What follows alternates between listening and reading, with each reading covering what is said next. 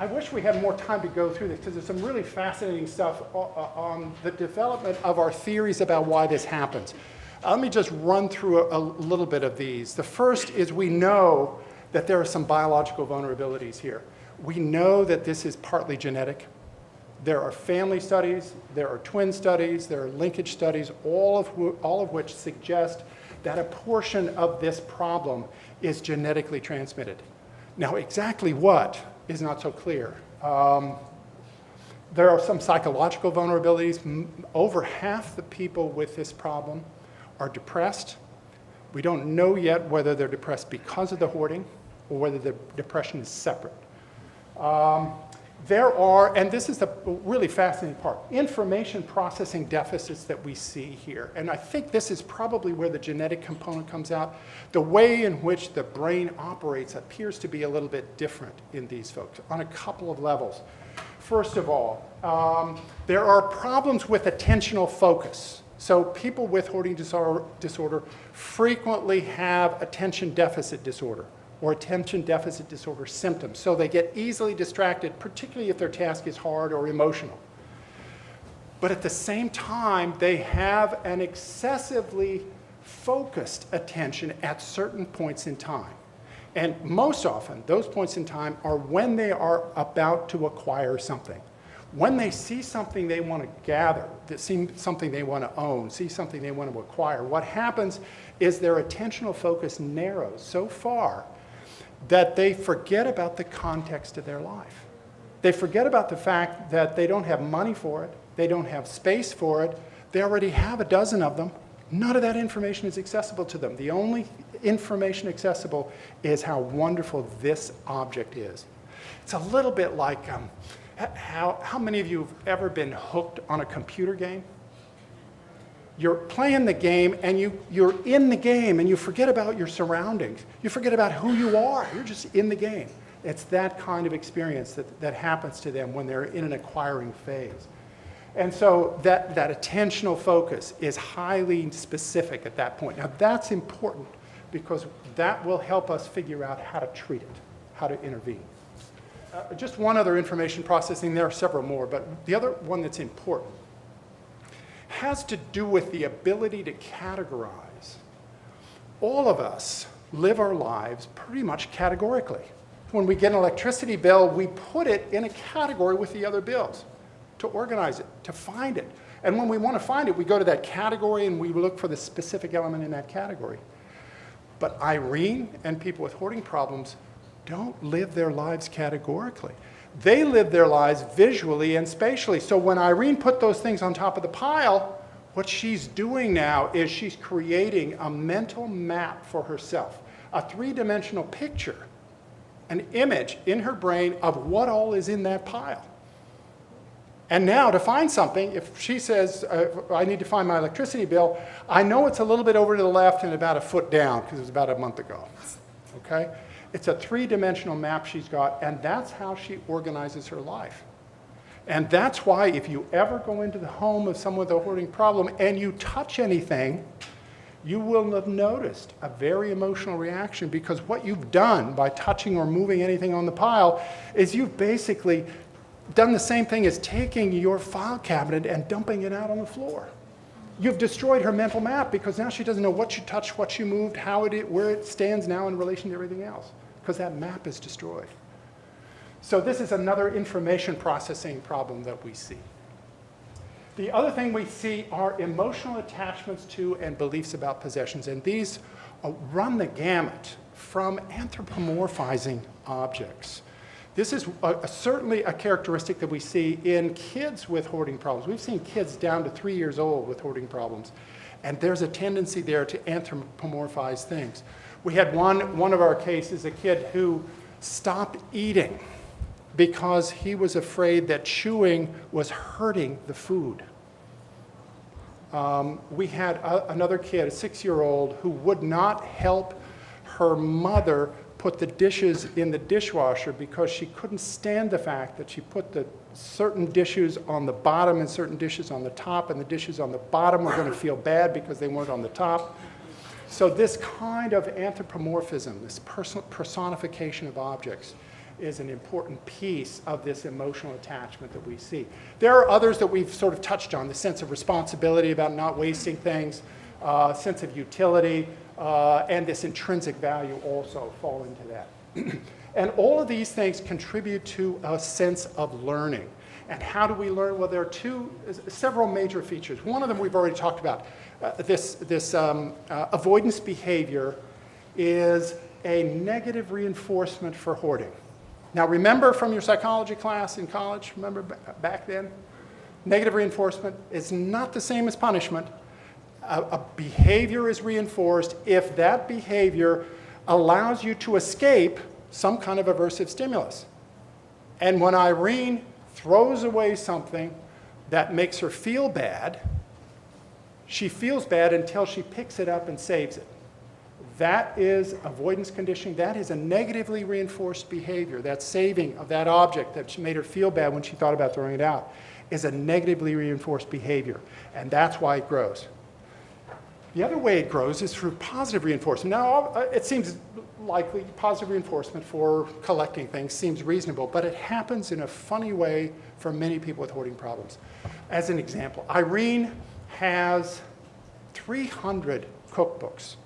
She saves every recipe in the newspaper. She saves every magazine that has a recipe in it, but she never cooks. She can't cook very well because her kitchen's so full. But what happens to her when she sees a recipe, she has an image of herself having a dinner party for all of her friends. And all of her friends over, and all the good times they're having, how good the food's going to be, how much they appreciate her cooking for them, and all that. That image, that fantasy, is reinforcing. It's the fantasy, the dream that the objects allow her to dream that she finds reinforcing. It's not the use of those objects. For the rest of us, the use of objects is what reinforces our saving behavior. We basically save things we use because we get reinforced for it, and we get rid of things we don't use because they don't offer us any reinforcement value. But that's because we're reinforced by the use of the object, not the dream the object allows us to dream. One of the things that we do in treatment is we go through all of that with each client so they understand where they are in all of this, all the emotional reasons for saving, their information processing deficit, and so forth. And then we do a functional analysis, especially of the acquiring behaviors. Here's an example. This is a woman in her 40s. She's professional. She's got a husband, a 12-year-old son. She's got $27,000 in credit card debt, a lot of conflict with her husband about that. She has a clothes buying compulsion and a serious hoarding problem. She comes in for treatment for her hoarding, and she tells her therapist about an incident that happened just shortly before coming in. And that incident was an episode of compulsive buying. Now, this began because of an argument she had with her husband. The argument had to do with the fact that her husband's parents had recently died and left them a chunk of money. And now she feels relieved. She tells her husband, this is great. We can now solve this hoarding problem once and for all. We can buy a bigger house. The husband gets mad and says, no, this is my money. We're not going to use it to buy a new house. You're going to solve this problem by yourself. It's your problems, your stuff. You're going to handle it. We're not going to use this money to do it. So she's mad. And they start having this big argument, and she's smart enough to know that sometimes you just exit. So she gets in the car. She decides, I've got to get away instead of going through this argument. She gets in the car. And all the while, what she's thinking is all these bad thoughts. She's thinking, what a jerk of a husband I've got. What a horrible family. They don't care about me. They don't respect me. I deserve to be treated better than this. All of these thoughts are going through her head. She's not thinking about where she is, but she's turned into the mall. She's turned into the parking lot of her favorite clothing store. And all these bad thoughts are going through her head as she walks to the door. She enters the store, and all of a sudden, things change. All those bad thoughts go away. And now she thinks, oh, this seems nice. It looks like they have some new stuff in. The clerk comes up and says, hello, Mrs. So-and-so, because she knows her, because she's there a lot. We have some great blouses in today, and you look great in these blouses. Come and let's try some on. So now she's being treated with respect. She's in an environment that she finds comfortable and pleasing. And before long, she gets out the credit card. She's got to get out a couple of them because they're all maxed out. But she buys $500 worth of stuff. And now she's flying high, but as she reaches the door to go out of the store, she suddenly realizes what she's done. What have I done? I meant to reduce my spending by this much this month rather than increase it by $500. And by the time she gets to the car, her thoughts turn even more sinister. And she thinks to herself, what kind of horrible person am I? What kind of person would do this to their family? There must be something fundamentally wrong with me. And those are the kinds of thoughts that lead her into a depressive spiral to which she's prone. So this is the kind of analysis we do with a case to look at what happens moment to moment and what thing leads to the next in order to figure out where in this process we're going to intervene. Where in the world can we intervene here to stop this? So she worked with her therapist for the next couple of months, did a fantastic job, started reducing her credit card debt. They were very happy. She was able to control her buying behaviors. They had a great session, she and her therapist, going over all of her successes. She left feeling really good, and on her way home, she sees them all. She's in there again, and she's shopping again. What does this tell us? There are two things that disinhibit the control she's got over this behavior: negative mood and positive mood. They're both important for us to pay attention to here, because both of them will disinhibit this behavior, this problem behavior that she's got. Motivation and ambivalence. Why don't people change? This is one of the things we struggle with people with hoarding problems, because the motivation to change, many of them will show up for therapy, but not entirely clear how motivated they are to do something about it. We know that motivation is a product of the cost of changing and the benefits of changing, and here's where we have to start. The insight problems I talked about before, there are a number of ways of thinking about insight in this problem. One is sort of the classic, anosognosia means an inability to know. This is what we see in people who have schizophrenia, serious schizophrenia, an inability to recognize any kind of a disorder, any kind of problem. We don't see too many of these folks. We see what we call clutter blindness in hoarding. So Irene had this, and what she said to me one day, she said, you know, when I'm here by myself, I don't notice the clutter, and I feel fine. But when you show up, I notice the clutter, and I feel horrible. I feel like a terrible person. And then when you leave, I feel better.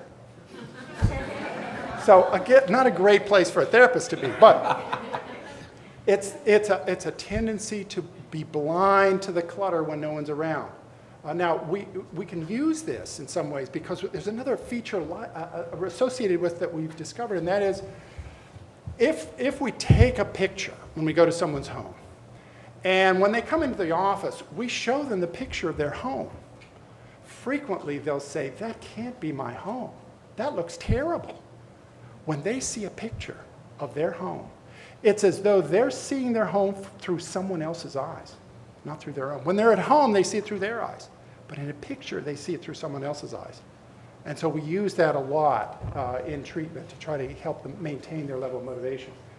Overvalued ideation, we see, these are basically the beliefs about the importance of possessions, like those toilet paper rolls and how important it is to hold on to those. And then finally, we see defensiveness. We see, if someone comes to the door, knocks on the door and says, look, I'm from the health department. Your place is a mess. You've got to clean up. Okay, you've got to change. And what is she going to say? She's going to say, no, this is fine. Leave me alone. It's the defensiveness that we see. And this carries over even in people who come for treatment. One of the cases in our early treatment study is a woman that I treated who was in her 70s, and when we finished with the interview, she said to me, she said, look, I know something about myself. I know that if you tell me what to do, I'm not going to do it. Which was very good, very honest, and great to have at the beginning, so I knew never to tell her what to do. But that's a kind of orientation we frequently see in hoarding. There are two things that motivate people to change, and this is important from the standpoint of understanding hoarding. First, there is the importance of change. That is, how important is it for the person to change? And what I mean by that is something specific. For those of you who study motivational interviewing, you'll know. The importance of change is the discrepancy between where your life is now and where you want it to be. Okay? The bigger that discrepancy, the more pressure there is for change. But at the same time, we have to have confidence. So the person has to have confidence that they can change. If there's a big discrepancy, there will be change. The person will change.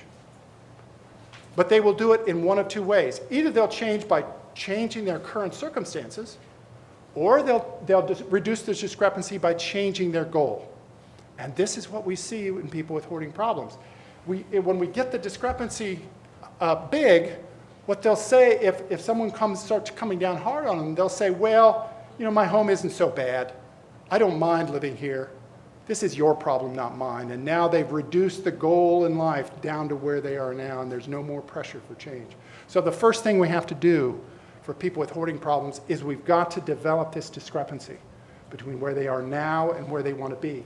And we do that often by focusing on values. We ask people early on in treatment, what are the things that you value most in life? And especially since we get a lot of older folks in treatment, we ask them, how much time do you think you have left on this earth? And how do you want to spend it? What do you want to do? And there we get the same kinds of answers you'd expect everyone to give. I value my family, I value my friends, and so forth. Now we can use that. So you value your family. Well, it must be really hard then because your daughter won't let her kids come over to your house. So how does that work with the way you're living now and this value you've got? So we put them in a situation where they have to experience this discrepancy. And that's what we want to do, is to increase this discrepancy for them.